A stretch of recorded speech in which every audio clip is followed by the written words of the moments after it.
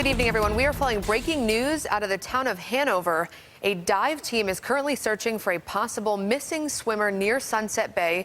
We just spoke with the Chautauqua County Sheriff a short time ago.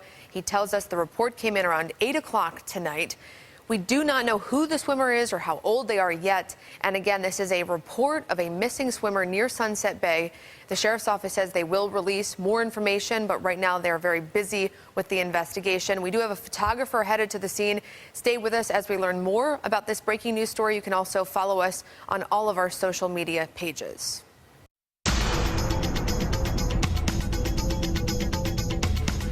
Some strong winds caused this mess today, brought down some trees in parts of western New York. This is video of a close call in the city of Tonawanda. A mother was backing out of a driveway on Franklin when the tree fell.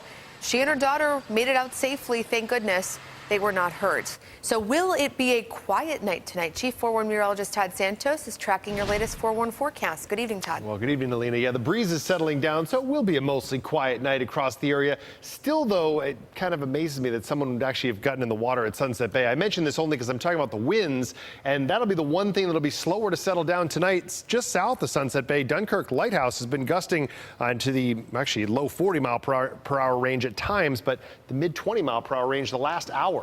There's a look at what's left on the radar right now. Still at times getting a few wind gusts here and there, but as far as what's left of the rain, well, it's just faded off to a few showers. Wellsville getting a little bit more of that, especially the south side of town, with a few showers rolling into Potter County as well. Countersport, just a little bit of rain on your doorstep. Now, a lot of areas have already seen showers. There's a look at the sustained winds. And notice that, say, Dunkirk and Niagara Falls are starting to go to the northwest. That is the cold front that we were talking about, and as that sweeps across the area, it will pretty much shut down the chance for any additional rain overnight tonight into tomorrow morning, and we are looking for mostly quiet conditions. Temperatures dropping back eventually into the 60s for all areas. We're already there, at least say for Olean and Jamestown. 74 right now in Buffalo, and I do expect to see most areas in just about the mid-60s by early tomorrow morning. If the wind manages to shut down for your location, you'll have a chance for some patchy fog. We'll take a close look at our next window for rain coming up. Melina.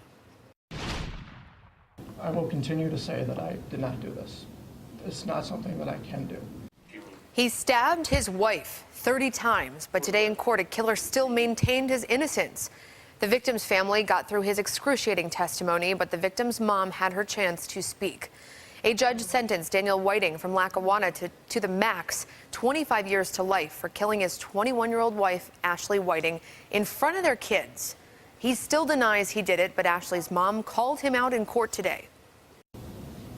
Her loss is not only a loss for me, it's a loss for her family, it's a loss for her kids, but this world is truly a worse place without her. This is a nightmare for me that will never end, and it shouldn't end for Dan either. He brutally massacred my daughter and is not even sorry. In fact, he has not showed 1 ounce of emotion. He does not regret any of the pain and suffering he has caused. He only regrets he got caught. The killer says he will appeal. All new at 10, 2 first responders were taken to the hospital after trying to put out a fire at this apartment building in Perry. 19 fire companies were called to the scene on Page Circle to fight the 2-alarm blaze. 4 people were inside the home. They all made it out okay and are being helped by the Red Cross. 1 firefighter was treated for heat exhaustion. A member of the fire department and the fire police was hurt when a sign fell on them at the scene. Both were taken to the Wyoming County Community Hospital. And also just into the newsroom from Buffalo Police, police say they arrested a 26-year-old mother after a 4-year-old boy fell out of a window today. Happened at a home on 7th Street. First responders rushed the boy to Women and Children's Hospital. Police say he only has minor injuries. Police tell us Amber Wright has been charged with endangering the welfare of a child, and more charges are pending. A developer has big plans for this building, One Seneca Tower. We told you on News 4 at 5:30 the Buffalo building has a new owner. News 4's Angela Cristoforos is learning more about this major project. Angela? Melina, in about 6 months, a transformation is expected to begin at Buffalo's iconic One Seneca Tower. Washington, D.C.-based Douglas Development Corporation plans to turn the building into a mixed-use development. Several Buffalonians I spoke with say a project like this has been a long time coming.